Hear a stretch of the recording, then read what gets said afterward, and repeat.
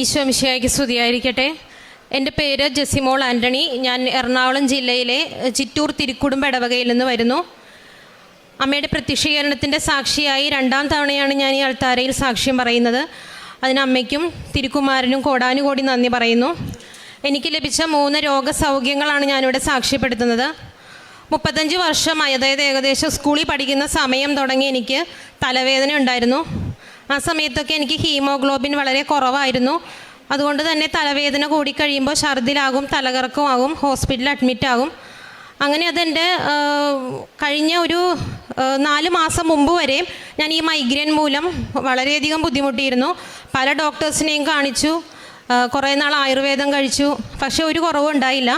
2021 എനിക്ക് കോവിഡ് വന്ന സമയത്ത് ഇത് സിവിയറായി. ഞാനൊരു ന്യൂറോ സർജനെ കാണിച്ചപ്പോൾ ഡോക്ടർ CT ചെയ്തിട്ട് പറഞ്ഞത് തൻ്റെ തലച്ചോറിൽ വെള്ളം കെട്ടുന്നുണ്ട്, അപ്പം നട്ടൽ കുത്തി വെള്ളം എടുത്ത് നമുക്ക് എന്താണെന്ന് നോക്കാം, അല്ലാതെ ഒന്നും ചെയ്യാൻ പറ്റില്ല. പിന്നെ മൈഗ്രെയിൻ എന്ന് പറയുന്നത് ഒരു അവസ്ഥയാണ്, രോഗമല്ല. ആ അവസ്ഥ ഉണ്ടാക്കുന്ന സാഹചര്യങ്ങൾ ഒഴിവാക്കാൻ പറഞ്ഞു. എനിക്ക് ഒരു ആൾക്കൂട്ടത്തിൽ പോകാനോ വെയിൽ കൊള്ളാനോ ഭക്ഷണം ഒഴിവാക്കാനോ ഉറക്കം ഇളക്കാനോ ഒന്നും സാധിക്കില്ലായിരുന്നു. ആഴ്ചയിൽ ഒരു 3 പ്രാവശ്യമെങ്കിലും എനിക്ക് തലവേദന വരുമായിരുന്നു. അപ്പോൾ ഈ ഭയം കൊണ്ടാണ് ഞാൻ ഇത്ര നാളും ജീവിച്ചിരുന്നത്. എൻ്റെ ജോലി, പല സ്ഥലത്തും ജോലിക്ക് കയറി ഈ ഒരു അസുഖം കാരണം ഞാൻ ജോലിയൊക്കെ ഉപേക്ഷിക്കേണ്ടി വന്നു. അങ്ങനെ 2021 ഞാൻ എൻ്റെ ജോലി വേണ്ടാന്ന് വെച്ചു. അങ്ങനെ വീട്ടിലിരുന്ന് പ്രാർത്ഥിച്ചുകൊണ്ടിരുന്നപ്പോഴാണ് എൻ്റെ നാത്തൂൻ ഉടമ്പടി എടുത്തിട്ടുണ്ടായിരുന്നു. നാത്തൂൻ എൻ്റെ അടുത്ത് പറഞ്ഞു, ജെസ്സി പോയി ഉടമ്പടി എടുത്ത് പ്രാർത്ഥിക്കുക, എല്ലാം മാറുമെന്ന് പറഞ്ഞു. അങ്ങനെ 22 മെയ് മാസം ഞാനിവിടെ വന്ന് ഉടമ്പടി എടുത്തു. പക്ഷേ നിയോഗത്തിൽ ഞാൻ വെച്ചത് എൻ്റെ രോഗം മാറണമെന്നല്ല, എനിക്ക് സഹിക്കാനുള്ള ശക്തി കിട്ടണമെന്നാണ് പ്രാർത്ഥിച്ചത്. അങ്ങനെയാണ് എഴുതിയത്. അതെന്നെക്കൊണ്ട് മാതാവ് എഴുതിച്ചതായിരിക്കും. പക്ഷെ ഞാൻ വീട്ടിൽ ചെന്ന് കഴിയുമ്പോഴൊക്കെ ഇവിടെ വന്ന് ഒറ്റയ്ക്കാണ് ഞാൻ വന്നിരുന്നത്. വരുമ്പോൾ ബസ്സിൽ യാത്ര ചെയ്ത് ഈ തിരക്കിലൊക്കെ വന്ന് നിന്ന് വീട്ടിൽ ചെല്ലുമ്പോഴേക്കും ഞാൻ ഛർദ്ദിച്ച് അവശയായിട്ടുണ്ടാവും. പിറ്റേ ദിവസം അല്ലെങ്കിൽ അന്ന് രാത്രി എന്നെ ഹോസ്പിറ്റലിൽ കൊണ്ടുപോകേണ്ടി വരും. അപ്പോൾ ഒത്തിരി ചീത്തയൊക്കെ ഞാൻ ഹസ്ബൻഡിൻ്റെ ഭാഗത്തുനിന്ന് കേട്ടിട്ടുണ്ട്, ആവശ്യമില്ലാത്ത കാര്യത്തിനൊക്കെ പോണേന്ന് പറഞ്ഞ്. പക്ഷെ ഞാൻ അന്ന് തുടങ്ങി വിശ്വസിച്ച് പ്രാർത്ഥിച്ചു, അമ്മ എനിക്കിത് സഹിക്കാനുള്ള ശക്തി തരും. അങ്ങനെ പ്രാർത്ഥിച്ചുകൊണ്ട് മുന്നോട്ട് പോയത്. 2023 ഞാൻ അതിൻ്റെ ആദ്യത്തെ സാക്ഷി ഇവിടെ പറഞ്ഞത് എൻ്റെ 6 നിയോഗങ്ങൾക്കും ഞാൻ സാക്ഷ്യം പറഞ്ഞു. ഇതിൻ്റെ കാര്യം ഞാൻ അന്നേരം ഉടമ്പടിയിൽ വെച്ചിട്ടുണ്ടായിരുന്നില്ല. ബാക്കി 6 കാര്യങ്ങൾക്കും ഞാനിവിടെ സാക്ഷ്യം പറഞ്ഞായിരുന്നു. പിന്നത്തെ തവണ പുതുക്കാൻ വന്ന് ഞാൻ തിരിച്ചു പോകുമ്പോൾ ഈ ആലയത്തിൻ്റെ വാതുക്കൽ ഞാനിങ്ങനെ കുഴഞ്ഞു വീണൊരവസ്ഥയിലായി. എന്നെ സെക്യൂരിറ്റി ചേട്ടനാണ് റോഡ് ക്രോസ് ചെയ്ത് അപ്പുറത്ത് എത്തിച്ചത്. ആരുടെയൊക്കെ സഹായത്തോടെ ഞാനൊരു രാത്രി 8:30 മണിയായപ്പോഴാണ് വൈറ്റിലെത്തിയത്. അവിടെ നിന്ന് എനിക്കൊരു അടി നടക്കാൻ പറ്റാത്തൊരവസ്ഥയായിരുന്നു. അന്നേരം എൻ്റെ കയ്യിൽ ഉടമ്പടി തൈലമാണ് ഉണ്ടായിരുന്നത്. ഞാൻ ഛർദ്ദിക്കുമെന്നുള്ളൊരു തോന്നലിൽ തന്നെയാണ് നടക്കുന്നത്. എനിക്കറിയാം, ഇത് ഫീൽ ചെയ്യുന്നുണ്ട്, ഞാനിപ്പോൾ ഛർദ്ദിക്കും, അല്ലെങ്കിൽ ഞാൻ റോട്ടിൽ വീഴും. ഫോൺ ചെയ്തപ്പോൾ എൻ്റെ ഹസ്ബൻഡ് ദൂരെ ഒരു ഓട്ടം പോയിട്ട് വന്നുകൊണ്ടിരിക്കണേ ഉള്ളൂ, എന്നെ വന്ന് വിളിക്കാൻ ആരുമില്ല. ഞാൻ ബസ്സിൽ കയറി ഇരുന്നിട്ട് ഞാൻ ആദ്യം എൻ്റെ വായിലോട്ട് തൈലം ഇറ്റിച്ചിട്ട് പ്രത്യക്ഷീകരണ പ്രാർത്ഥനയും വിശ്വാസ പ്രമാണം ചൊല്ലി. അപ്പോൾ ബസ്സിലെ കണ്ടക്ടറിൻ്റെ അടുത്ത് ചോദിച്ചു, തനിക്ക് എന്തെങ്കിലും ബുദ്ധിമുട്ടുണ്ടോ എന്ന് ചോദിച്ചപ്പോൾ ഞാൻ പറഞ്ഞു എനിക്ക് ഛർദ്ദിക്കാൻ പറ്റുന്നുണ്ടെന്ന് പറഞ്ഞു. അപ്പോൾ അവർ ചോദിച്ചു എവിടെ ഇറങ്ങണ്ടേന്ന് ചോദിച്ചപ്പോൾ എനിക്ക് ചിറ്റൂരാണ് പോകേണ്ടത്, പക്ഷെ അത് എടപ്പള്ളി ബസ്സായിരുന്നു. അപ്പോൾ എന്നെ അവർ പറഞ്ഞു ഇത് എടപ്പള്ളി ബസ്സാണ്, ഇത് താൻ കയറിയ ബസ് മാറിപ്പോയി.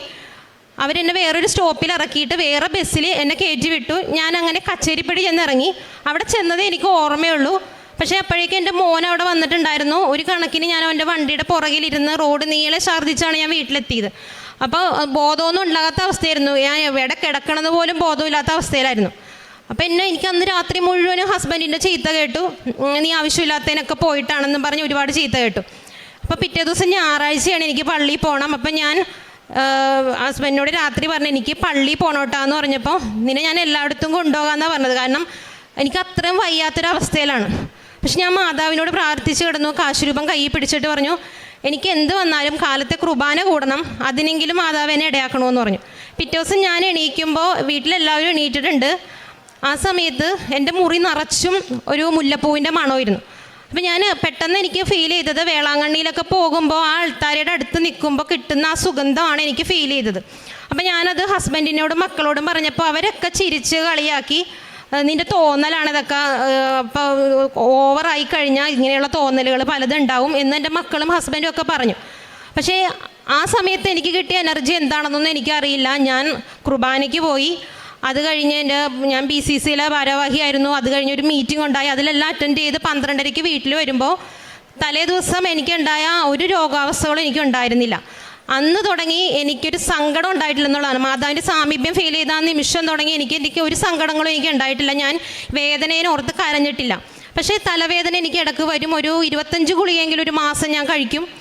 അങ്ങനെ അങ്ങനെ പോയിക്കൊണ്ടിരിക്കുകയാണ്. അങ്ങനെ 2022 ഞാൻ ഒരു സ്ഥലത്ത് ജോലിക്ക് കയറി, ഒരു കമ്പനിയിൽ ജോലിക്ക് കയറിയത് മാതാവിൻ്റെ അനുഗ്രഹം കൊണ്ട് ലഭിച്ചതാണ് എനിക്ക് ആ ജോലി. അവിടെ എനിക്ക് ദൈവം ഒരുക്കി തന്ന സാഹചര്യം എന്ന് പറയുന്നത് ഒരിക്കലും ചിന്തിക്കാൻ പറ്റാത്ത സാഹചര്യമാണ്. കാരണം ഒരു ചെന്നൈ കമ്പനിയാണ്, പക്ഷെ എൻ്റെ വീടിൻ്റെ തൊട്ടടുത്താണ് അതിൻ്റെ ഡിസ്ട്രിബ്യൂട്ടറുടെ ഓഫീസ്. ആ ഓഫീസിൽ എനിക്ക് മാത്രമായിട്ടൊരു ക്യാബിൻ മാതാവ് ഒരുക്കി തന്നു. ഞാൻ അവിടെ ഇരുന്ന് എൻ്റെ ജോലികൾ ചെയ്യുന്നതിൻ്റെ ഒപ്പം തന്നെ ജപമാല ചൊല്ലാനും വചനം വായിക്കാനും സാക്ഷ്യം കേൾക്കാനും എല്ലാത്തിനും ഞാൻ ധ്യാനം കൂടുന്നതൊക്കെ എൻ്റെ ഓഫീസിലിരുന്നാണ്. എനിക്കൊരാളുടെ ശല്യമില്ല, ആരോടും സൊറ പറഞ്ഞിരുന്ന് സമയം കളയണ്ട. അങ്ങനെ ഒരുപാട് അനുഗ്രഹം എനിക്ക് മാതാവ് എൻ്റെ ജോലി മേഖലയിൽ തന്നെ തന്നു. അത് കഴിഞ്ഞ് ഞാൻ ഇതൊക്കെ ഈ വേദന കൊണ്ട് മുന്നോട്ട് പോകുന്നതിൻ്റെ ഇടയ്ക്ക് ഒരു 2 വർഷം മുന്നേ എനിക്ക് എൻ്റെ അണപ്പല്ലിൽ ഒരു വേദന വന്നു. എനിക്കൊന്നും ചവക്കാൻ പറ്റാത്ത അവസ്ഥ, സംസാരിക്കുമ്പോൾ കൂടി വേദന. അങ്ങനെ ഞാൻ ഡെൻറ്റിസ്റ്റിൻ്റെ അടുത്ത് ചെന്നപ്പോൾ ഡോക്ടർ പറഞ്ഞു പല്ലിന് കേടൊന്നുമില്ല, നമുക്കൊരു എക്സ്റേ എടുത്ത് നോക്കാമെന്ന് പറഞ്ഞു. എക്സ്റേ എടുത്തപ്പോൾ പല്ലിനും എല്ലിൻ്റെയും ഇടയിലായിട്ട് ഞരമ്പ് ഇങ്ങനെ ഇതായി നിൽക്കുന്നു, ജാമായി കിടക്കുന്നു. അപ്പോൾ അതാണ് ആ വേദന. അപ്പം നമുക്ക് ഒന്നും ചെയ്യാൻ പറ്റില്ല, ആ പല്ലെടുത്ത് കളയേണ്ടി വരും, അല്ലെങ്കിൽ ഇതുപോലെ അജീർണത വേദന സഹിക്കേണ്ടി വരുമെന്ന് പറഞ്ഞു. അപ്പോൾ അതിൻ്റെ തൊട്ട് മുമ്പിലുള്ളൊരു പല്ല് എൻ്റെ പറിച്ച് കളഞ്ഞതാണ്. അപ്പോൾ ആ പല്ലുകൂടി പോയാൽ പിന്നെ എനിക്ക് അണപ്പല്ലെന്ന് പറഞ്ഞ സാധനം ഇല്ല, എനിക്കൊന്നും ചവക്കാൻ പറ്റില്ല. ഡോക്ടർ അതെടുത്തതൊരു 2 മണിക്കൂർ കൊണ്ടാണ് ആ പല്ലെടുത്തത്.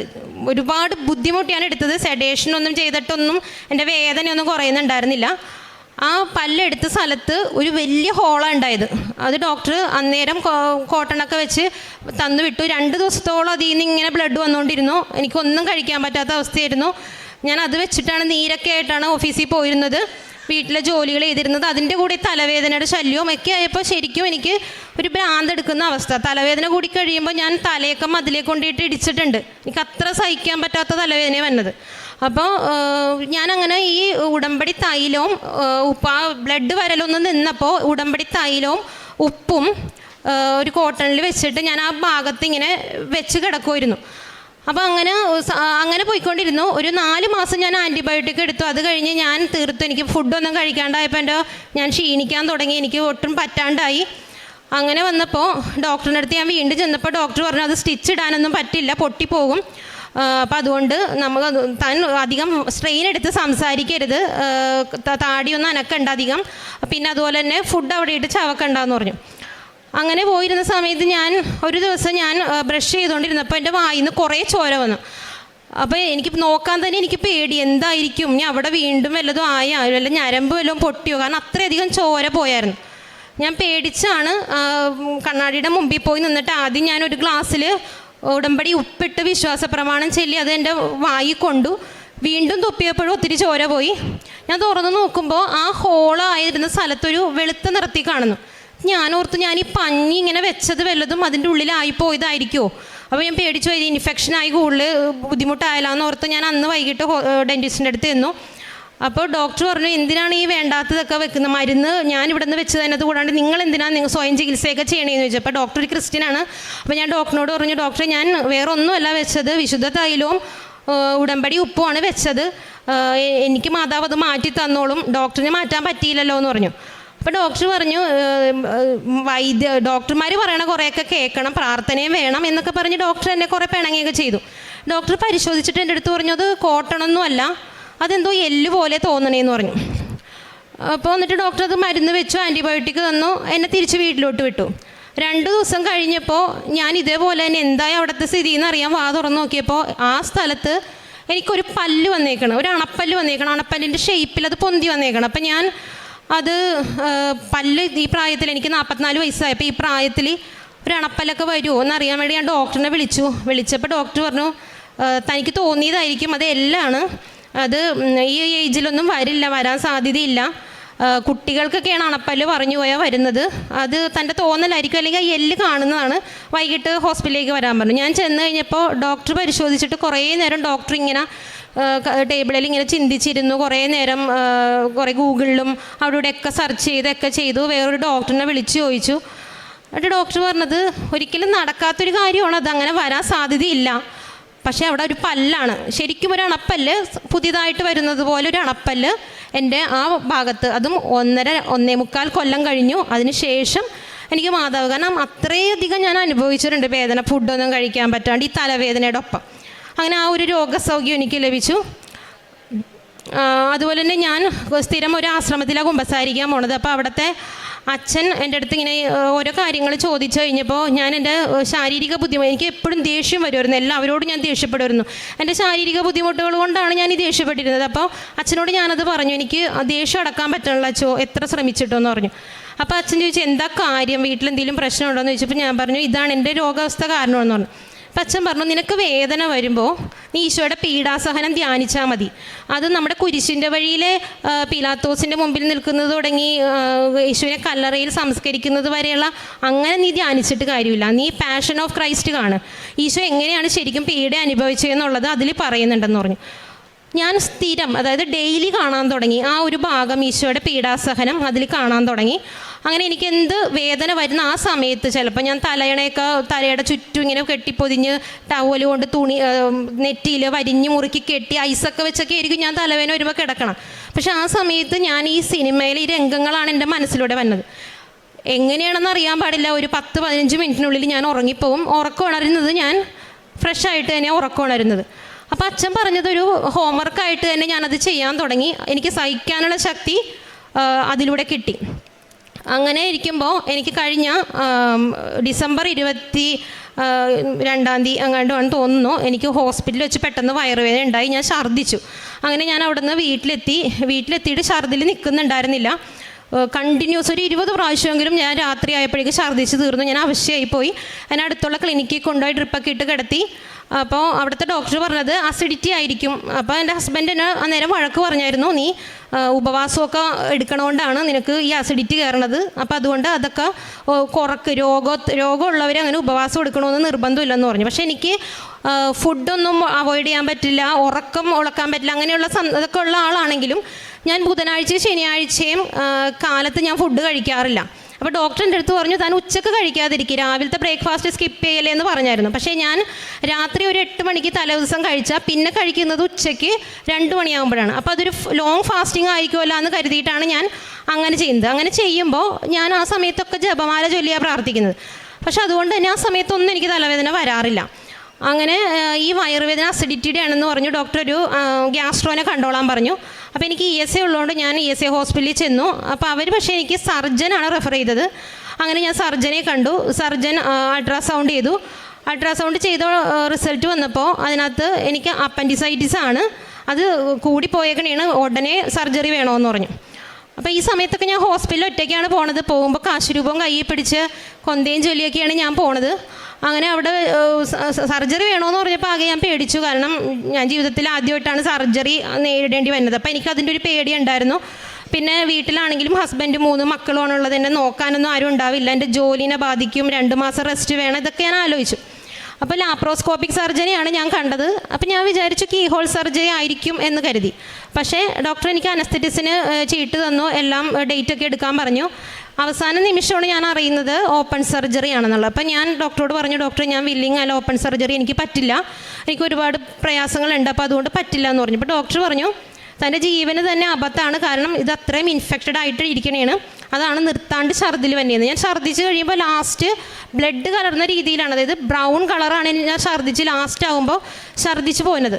അപ്പോൾ ഡോക്ടർ പറഞ്ഞത് ഇൻഫെക്ഷൻ കൂടി പോയിട്ടാണ്, അപ്പോൾ എത്രയും പെട്ടെന്ന് അത് ചെയ്തില്ലെങ്കിൽ തൻ്റെ ജീവന് തന്നെ, അത് പൊട്ടിക്കഴിഞ്ഞാൽ ആൾക്ക് മരണം തന്നെ സംഭവിക്കും. അപ്പോൾ ഞാൻ പറഞ്ഞു ഞാൻ വീട്ടിൽ ചെന്ന് ഹസ്ബൻഡിനെയും കൂട്ടി വരാമെന്നും പറഞ്ഞ് ഞാൻ ഹോസ്പിറ്റലിൽ നിന്ന് ഇറങ്ങി. ഞാൻ കുറേ വർഷങ്ങൾക്ക് ശേഷം, അതായത് ഉടമ്പടി എടുത്ത് ഞാനൊരു 2-3 പുതുക്കൽ കഴിഞ്ഞ സമയത്ത് എനിക്കൊരു അനുഭവം ഈ ഇവിടെ നിന്ന് ഇറങ്ങിയപ്പോൾ ഉണ്ടായി. ഞാൻ അന്ന് നേരത്തെ പറഞ്ഞതുപോലെ വീട്ടിൽ ഞാൻ കിടക്കുന്ന സമയത്ത് എനിക്ക് സുഗന്ധാഭിഷേകം ഉണ്ടായെന്ന് പറഞ്ഞാൽ ആ സമയം തുടങ്ങി എനിക്ക് സങ്കടങ്ങൾ, അതായത് എത്ര പ്രശ്നങ്ങളുണ്ടെങ്കിലും കരയാനോ അല്ലെങ്കിൽ അതിനെക്കുറിച്ച് ഇങ്ങനെ ടെൻഷൻ അടിച്ചിരിക്കാനോ ഒന്നും തോന്നിയിട്ടില്ല. ഞാൻ എന്തുണ്ടെങ്കിലും അപ്പം തന്നെ കൊന്ത ചൊല്ലി അത് സമർപ്പിക്കും, അതങ്ങോട്ട് സോൾവായി പോകും. അങ്ങനെ എനിക്കത് ഉറപ്പുള്ളത് കൊണ്ട് ഞാൻ ആ ഹോസ്പിറ്റലിൽ പുറത്ത് വന്നിട്ട് ഞാൻ മാതാവി ഞാൻ എന്ത് ചെയ്യും എന്നാണ് ഞാൻ ചോദിച്ചത്. ഓഫീസിലേക്ക് ഞാൻ വണ്ടിക്ക് പോകുന്ന സമയം മുഴുവനും ആലോചിച്ചത് എന്ത് ചെയ്യും, സർജറി വേണം, അത് ചെയ്യാൻ എനിക്ക് പേടിയുമാണ്. അപ്പോൾ അങ്ങനെ ചിന്തിച്ച് ഞാൻ ഓഫീസിലെത്തി കഴിഞ്ഞപ്പോൾ പെട്ടെന്ന് എനിക്ക് എൻ്റെ മനസ്സിൽ പറയണ തോന്നി. എൻ്റെ വീടിൻ്റെ അടുത്താണ് ആശ്രം മെഡിസിറ്റി. അപ്പോൾ അടുത്തൊരു ഡോക്ടറിനെ അങ്ങോട്ടേക്ക് വിളിച്ചിട്ട് ഞാനിങ്ങനെ എൻ്റെ പ്രശ്നം പറഞ്ഞു. അപ്പോൾ അവർ പറഞ്ഞു ഗ്യാസ്ട്രോ എൻട്രോളജീനെ കാണാൻ, സർജറി അല്ല കാണേണ്ടത്, ഗ്യാസ്ട്രോ എൻട്രോളജീനെ കാണാൻ പറഞ്ഞു. അങ്ങനെ ഞാൻ അവിടുത്തെ ഗ്യാസ്ട്രോ എൻട്രോളജീനെ കാണാൻ വേണ്ടി ചെന്നു. അവിടെ ചെന്നപ്പോൾ എനിക്ക് അവിടെയും ഒരു അനുഭവം ഉണ്ടായെന്ന് വെച്ചാൽ അവിടുത്തെ ഡോക്ടേഴ്സിൻ്റെ യൂണിഫോം ആഷ് കളറാണ്. പക്ഷേ ഞാൻ ഒത്തിരി തവണ അവിടെ പോയിട്ടുണ്ട്, അപ്പച്ചനെയും അമ്മച്ചീനെയും കൊണ്ടൊക്കെ പോയിട്ടുള്ളതാണ്. പക്ഷേ അന്നൊന്നും ഞാൻ ഒ പിയിലിരിക്കുന്ന ഡോക്ടേഴ്സ് ഈ ഒരു യൂണിഫോമിൽ ഞാൻ കണ്ടിട്ടില്ല. സർജൻ ആയതുകൊണ്ടായിരിക്കാം. പക്ഷേ ആ സമയത്ത് ഡോക്ടർ ഓപ്പറേഷൻ തിയേറ്ററിൽ നിന്ന് വന്ന സമയമായിരുന്നു. ആഷ് കളറിലെ ഒരു യൂണിഫോം ധരിച്ചൊരു ലേഡി ഡോക്ടറായിരുന്നു അവിടെ ഉണ്ടായിരുന്നത്. അപ്പോൾ അവർ വളരെ പുഞ്ചിരിച്ചുകൊണ്ടാണ് എന്നെ അവിടെ സീറ്റിലിരുത്തിയത്. എന്നിട്ട് എന്നെ അവിടെ കിടത്തി എന്നെ പരിശോധിക്കുകയൊക്കെ ചെയ്തു. അപ്പോൾ ശരിക്കും പറഞ്ഞാൽ എനിക്ക് മാതാവിൻ്റെ ഒരു സാമീപ്യം തന്നെ, എല്ലാവരും പറയുന്നത് പോലെ ആഷ് കളറിലും നീല കളറിലും ഒക്കെ മാതാവിൻ്റെ സാന്നിധ്യം ഫീൽ ചെയ്യുന്നത് പോലെ തന്നെ എനിക്ക് തോന്നി. അപ്പോൾ ഡോക്ടർ പറഞ്ഞു നമുക്കൊരു CT എടുക്കാമെന്ന് പറഞ്ഞു. അപ്പോൾ CT അങ്ങനെ പിറ്റേ ദിവസം തന്നെ CT എടുത്തു. ഡൈ ഉപയോഗിച്ചുള്ള CT സ്കാൻ ചെയ്തു. CT സ്കാൻ ചെയ്ത് അന്ന് റിസൾട്ട് മേടിക്കാൻ വേണ്ടി ഞാൻ പോകുന്ന ദിവസം ഞാൻ എൻ്റെ രൂപത്തിൻ്റെ അവിടെ നിന്ന് മാതാവിനോട് പ്രാർത്ഥിച്ച് തിരി കത്തിച്ച് വിശ്വാസ പ്രമാണമൊക്കെ ചൊല്ലി തൈലമൊക്കെ പുരട്ടി ഇറങ്ങുന്ന സമയത്ത് വചനം എടുത്ത് തുറന്നപ്പോൾ എനിക്ക് കിട്ടിയത് ജ്ഞാനത്തിൻ്റെ പുസ്തകം 16-ാം അധ്യായം 10-ാം വാക്യം. അതിനകത്ത് ഇങ്ങനെ എഴുതിയിട്ടുണ്ടായിരുന്നു, തൻ്റെ മക്കളെ വകവരുത്താൻ വിഷസർപ്പത്തിൻ്റെ പല്ലിന് കഴിഞ്ഞില്ല. തുടർന്ന് താഴേക്ക് വായിച്ചപ്പോൾ 12-ാം വാക്യത്തിൽ പറയുന്നു, മരുന്നോ ലേപനൌഷധമോ അല്ല, എല്ലാവരെയും സുഖപ്പെടുത്തുന്ന അവിടുത്തെ വചനമാണ് എന്നെ സുഖപ്പെടുത്തിയത്. അപ്പോൾ എനിക്ക് എൻ്റെ റിസൾട്ട് ഞാൻ അവിടെ വെച്ച് തന്നെ മാതാവ് എനിക്ക് അറിയിച്ചു തന്നു. കാരണം എൻ്റെ സൗഖ്യമാണ് അവിടെ വചനത്തിൽ പറഞ്ഞത്. അപ്പോൾ എൻ്റെ റിസൾട്ട് അതാണെന്നുള്ളത് എനിക്ക് മനസ്സിലായി. അപ്പോൾ ഞാൻ ഹസ്ബൻഡിനോട് വിളിച്ചു പറഞ്ഞു, എൻ്റെ റിസൾട്ട് അറിഞ്ഞിട്ടോ, മാതാവ് എനിക്ക് റിസൾട്ട് തന്നു, എനിക്ക് കുഴപ്പമൊന്നുമില്ല എന്ന് പറഞ്ഞപ്പോൾ ഹസ്ബൻഡ് പറഞ്ഞു, നീ ഹോസ്പിറ്റലിൽ ചെല്ലേ, നീ അല്ലല്ലോ ഡോക്ടർ പറയട്ടെ എന്ന് പറഞ്ഞു. അങ്ങനെ ഞാൻ ഹോസ്പിറ്റലിൽ ചെല്ലണ വരെയും ഈ വചനം ഇങ്ങനെ മനസ്സിൽ പറഞ്ഞാണ് ഞാൻ ഹോസ്പിറ്റലിലേക്ക് എത്തിയത്. അവിടെ ചെന്ന് കാശുരൂപവും പിടിച്ചാണ് ഞാൻ അകത്തേക്ക് കയറിയത്. ഡോക്ടർ എൻ്റെ 2 സ്കാൻ റിപ്പോർട്ടും, ഞാൻ ESA വഴി എടുത്ത സ്കാൻ റിപ്പോർട്ടും എൻ്റെ CT സ്കാൻ ആശ്രം മെഡിസിറ്റിയിൽ എടുത്ത റിപ്പോർട്ടും മേശപ്പുറത്ത് വെച്ചിട്ട് എന്നോട് ഡോക്ടർ പറഞ്ഞത്, ഇത് രണ്ടും 2 ആളുകളുടെ സ്കാൻ റിപ്പോർട്ടായിട്ടാണ് എനിക്ക് ഫീൽ ചെയ്യണേന്ന് പറഞ്ഞു. അപ്പോൾ ഞാൻ ചോദിച്ചു എന്ത് പറ്റി ഡോക്ടർ എന്ന് ചോദിച്ചപ്പോൾ ഡോക്ടർ പറഞ്ഞു, തനിക്ക് അപ്പൻഡിക്സിൽ ഒരു കല്ലിൻ്റെ ഒരു അംശമോ ഒരു ക്രിസ്റ്റൽ ക്ലിയറാണ് തൻ്റെ അപ്പൻഡിക്സ്. അതുകൂടാതെ എൻ്റെ lungs, liver, pancreas, goal bladder, uterus എല്ലാ ആന്തരിക അവയവങ്ങളിലും തനിക്ക് ഒരു കുഴപ്പമില്ല. കുറച്ച് അസിഡിറ്റി ഉള്ളതല്ലാതെ തനിക്ക് യാതൊരു കുഴപ്പങ്ങളും ഈ CT സ്കാനിൽ കാണുന്നില്ല. അപ്പം ഞാൻ ചോദിച്ചു ഡോക്ടറെ അൾട്രാസൗണ്ട് ചെയ്തേലെന്ന് പറഞ്ഞപ്പോൾ ഡോക്ടർ പറഞ്ഞു, അൾട്രാസൗണ്ട് സ്കാനിൽ ഡോക്ടർ വ്യക്തമായിട്ട് പറഞ്ഞിട്ടുണ്ട് അപ്പൻഡിസൈറ്റിസ് ആണ്, എമർജൻസി 20 ദിവസത്തിനുള്ളിൽ സർജറി ചെയ്യണം എന്നാണ് അതിനകത്ത് പറഞ്ഞേക്കണം. അപ്പോൾ എനിക്ക് ഇത് പൂർണ്ണമായി ഞാൻ വിശ്വസിച്ച് ഞാൻ ഡോക്ടറോട് പറയുകയും ചെയ്തു, ഡോക്ടറെ ഇത് മാതാവിൻ്റെ അനുഗ്രഹം കൊണ്ട് എനിക്കുണ്ടായ സൗഖ്യമാണെന്ന് പറഞ്ഞപ്പോൾ ഡോക്ടർ എന്നോട് നിങ്ങളോട് പറഞ്ഞത്, ദൈവത്തിന് എല്ലാം പറ്റും, ദൈവത്തിൻ്റെ ശക്തിക്ക് കീഴിൽ ഒരു രോഗവും നിലനിൽക്കില്ല എന്നുള്ള രീതിയിലാണ് ഡോക്ടർ എൻ്റെ അടുത്ത് ഇങ്ങനെ പറഞ്ഞത്. അങ്ങനെ ആ ഒരു സൗഖ്യവും മാതാവിൻ്റെ അനുഗ്രഹം കൊണ്ടാണ് കിട്ടിയത്. ഞാൻ ഈ 3 രോഗസൗഖ്യവും ഞാൻ പറഞ്ഞത് കേൾക്കുമ്പോൾ ചിലപ്പോൾ അത് ചെറിയ കാര്യങ്ങളല്ലേ എന്ന് തോന്നിയാലും എൻ്റെ ജീവിതത്തിൽ വലിയ അത്ഭുതകരമായൊരു പ്രവൃത്തിയാണ് മാതാവ് ചെയ്തത്. ഈ വേദനകളെല്ലാം തരണം ചെയ്യാനും ഈ വേദനകളിൽ കൂടി എല്ലാം മുന്നോട്ട് പോകാൻ. ഇപ്പം എനിക്ക് ഉറക്കം എന്നുള്ളൊരു പ്രശ്നമില്ല. കാരണം ഞാൻ കിടക്കുമ്പോൾ ചിലപ്പോൾ 12 മണിയാവും. ഞാൻ എൻ്റെ ഹസ്ബൻഡും മക്കളൊക്കെ ഉറങ്ങിക്കഴിഞ്ഞാൽ ഒരു ജപമാല ഞാൻ അവർക്ക് വേണ്ടി ചൊല്ലി കാഴ്ച വെച്ചിട്ടാണ്. കാരണം ഹസ്ബൻഡ് വിശ്വാസത്തിലേക്ക് വന്നു, എൻ്റെ കൂടെ ഉടമ്പടിയിലെല്ലാം സജീവമായിട്ട് നിൽക്കുന്ന ആളാണ്. പക്ഷെ എൻ്റെ മോളും അങ്ങനെ തന്നെയാണ്. മോൾക്ക് 12 വയസ്സുണ്ട്. പക്ഷെ എൻ്റെ ആൺമക്കൾ 2 പേരും അല്പം പുറകിലോട്ടാണ്. അവർക്ക് ഇതൊന്നും അത്ര ദഹിക്കാത്ത ഒരു ഇതാണ്. അപ്പം ഞാൻ അവർക്ക് വേണ്ടി കൈ വിരിച്ച് പിടിച്ച് തന്നെയാണെങ്കിൽ ഞാൻ ഒരു ജപമാലയുടെ ഒരു രഹസ്യമെങ്കിലും അവർക്ക് വേണ്ടി ഞാൻ സമർപ്പിച്ച് ചൊല്ലാറുണ്ട്.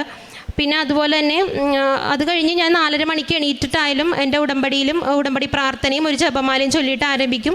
വിശുദ്ധ കുർബാനയും ജപമാലയും തന്നെയാണ് എൻ്റെ കുടുംബത്തിൻ്റെയും ജീവിതത്തിൻ്റെയും ബേസ്മെൻ്റ് എന്ന് ഞാൻ പറയാം. അത് മുടക്കാത്തത് കൊണ്ട് തന്നെയാണ് എനിക്ക് ഈ അനുഗ്രഹങ്ങളൊക്കെ മാതാവ് തന്നത്. പ്രേക്ഷിത പ്രവർത്തനങ്ങളായിട്ട് ഞാൻ ആദ്യമൊക്കെ പത്രം 1 മാസം കൊണ്ടൊക്കെ കൊടുത്തു തീർക്കുള്ളായിരുന്നു. പിന്നീട് ഞാനത് എൻ്റെ കയ്യിൽ കെട്ടി 2 ദിവസത്തിനുള്ളിൽ തന്നെ പത്രം എല്ലാവർക്കും തന്നെ കൊടുത്തു തീർക്കും. കാരുണ്യ പ്രവൃത്തികൾ ചെയ്യുന്നത് എൻ്റെ പരിചയത്തിൽ എന്ന് പറഞ്ഞാൽ പരിചയപ്പെട്ടതാണ്. ഞങ്ങൾ 2 ഇത് ചെയ്യുന്ന ഡയാലിസിസ് ചെയ്യുന്ന 2 വ്യക്തികളുണ്ട്. അത് വളരെ നിർധനാവസ്ഥയിലുള്ള 2 പേരാണ്. അപ്പോൾ ആഴ്ചയിൽ ഞാൻ 2 പേർക്കും മാറി മാറി എൻ്റെയും ഹസ്ബൻഡിൻ്റെയും വരുമാനത്തിൽ നിന്ന് അവർക്ക് ഒരു ഡയാലിസിസിനുള്ള പൈസയെങ്കിലും എപ്പോഴാണെങ്കിലും കൊടുക്കാറുണ്ട്. പരിശുദ്ധ അമ്മയും ഈശോയും എനിക്ക് തന്ന എല്ലാ അനുഗ്രഹങ്ങൾക്കും കോടാനുകോടി നന്ദി പറയുന്നു. 89 സങ്കീർത്തനം 28-29 തിരുവചനങ്ങൾ. എൻ്റെ കരുണ എപ്പോഴും അവൻ്റെ മേലുണ്ടായിരിക്കും. അവനോടുള്ള എൻ്റെ ഉടമ്പടി അചഞ്ചലമായി നിലനിൽക്കും. ഞാൻ അവൻ്റെ വംശത്തെ ശാശ്വതമാക്കും.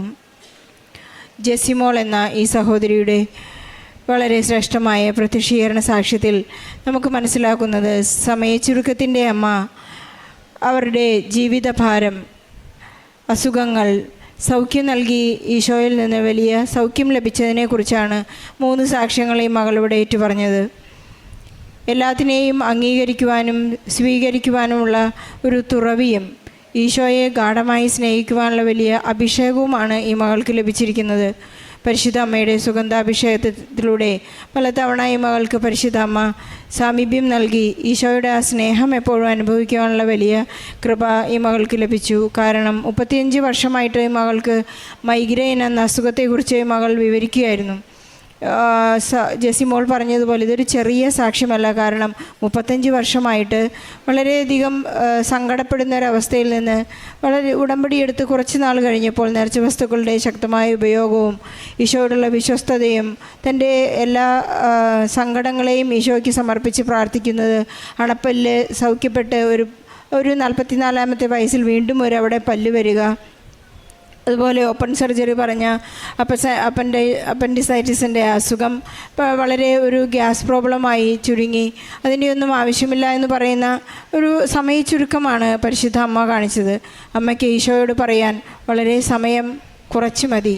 ഈശോ എൻ്റെ സമയമായിട്ടില്ല എന്ന് കാനായിലെ വിവാഹ വിരുന്നിൽ പറഞ്ഞെങ്കിലും നമ്മുടെ എല്ലാം സമയമാക്കി കൊടുക്കാൻ അമ്മയുടെ മധ്യസ്ഥത്തിന് ഒരുപാട് സാധിക്കും എന്നാണ് ഉടമ്പടി പ്രാർത്ഥന നമ്മോട് ഏറ്റു പറയുന്നത്. ഈ മകൾ പറയുകയുണ്ടായി, എനിക്ക് ഈശോയോട് ചേർന്ന് അവിടുത്തെ ആ സഹനങ്ങളെ ഞാൻ എൻ്റെ സഹനങ്ങളെല്ലാം ഈശോയോട് ചേർത്ത് വയ്ക്കുമ്പോൾ എനിക്കതെല്ലാം വളരെ ശക്തമായി ഏറ്റെടുക്കാനുള്ള കൃപ ലഭിക്കുന്നുവെന്ന് നമുക്കറിയാവുന്ന പോലെ പാഷൻ ഓഫ് ക്രൈസ്റ്റ് ഫിലിമിൽ നാം കാണുന്നുണ്ട്. ശിമയോൻ ഈശോയുടെ കുരിശ് ചുമക്കുമ്പോൾ ഈശോയും കൂടി താങ്ങി കൊടുക്കുന്നുണ്ട്. അങ്ങനെ അവസാനം ശിമയോനെ തള്ളി ഉന്തി പറഞ്ഞു വിടുന്ന ഒരു വളരെ ഇമോഷണലായ ഒരു സീൻ നമുക്ക് കാണുന്നുണ്ട്. ഈശോയോട് ചേർന്ന് നമ്മുടെ കുരിശുകളെ, നമ്മുടെ വേദനകളെ, സങ്കടങ്ങളെല്ലാം ഏറ്റെടുക്കുമ്പോൾ ഈശോ തന്നെ നമ്മെ സഹായിക്കുന്നതായും ഈശോയ്ക്ക് സാക്ഷ്യം വഹിക്കാൻ പരിശുദ്ധ അമ്മ നമുക്ക് വേണ്ടി മാധ്യസ്ഥം അപേക്ഷിക്കുന്നതുമായ ഈ നല്ല സാക്ഷ്യത്തിനെ നമുക്ക് നല്ല ഈശോയ്ക്കും പരിശുദ്ധ അമ്മയ്ക്കും നല്ലൊരു കൈയടി നൽകുമ്പോൾ നമ്മുടെ സമാനമായ എല്ലാ സങ്കടങ്ങളെയും ഇതിനോട് ചേർത്ത് വെച്ച് നമുക്ക് ഈശോയ്ക്കും പരിശുദ്ധ അമ്മയ്ക്കും നന്ദി പറഞ്ഞ് സാക്ഷ്യം സമർപ്പിക്കാം. അത്യപൂർവ ദൈവാനുഭവങ്ങൾ ഇനി നിങ്ങൾക്കും സ്വന്തം.